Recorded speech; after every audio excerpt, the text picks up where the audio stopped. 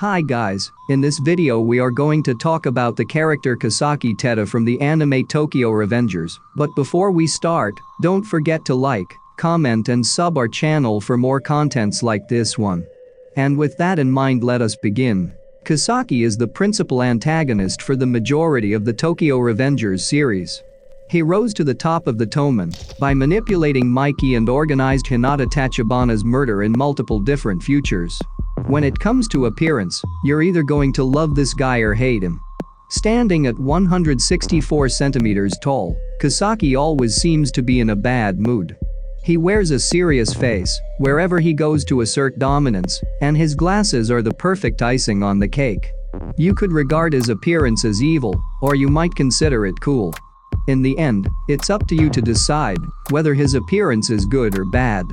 Aside from his serious face, he has blonde hair and wears a black jacket with a white belt to complement his poker face.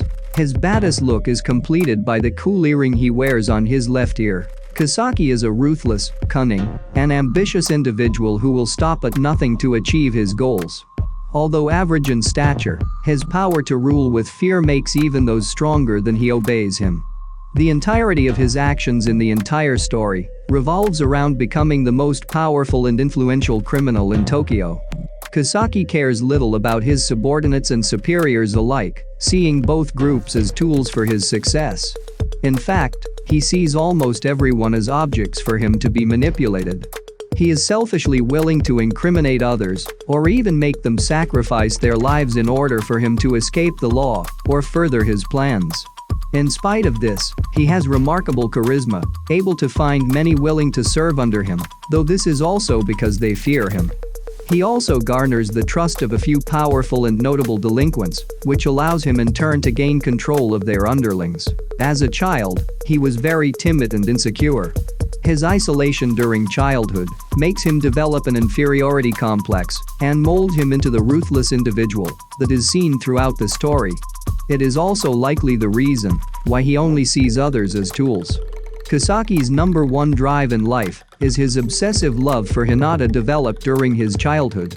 Seeing how Hinata was attracted to Takemichi, who wanted to become a delinquent, he researched and came to the natural conclusion that if he became Japan's top delinquent, then Hinata would come to love him as a proxy of his superiority.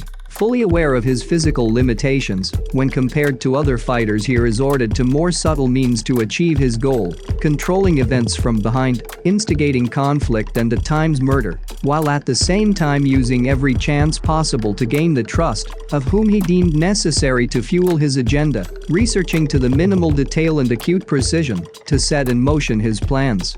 Incredibly patient and with a strong tolerance to frustration, he didn't mind waiting several years before the full extent of his plans was fulfilled, and showed incredible persistence in his schemes when some of his plans failed.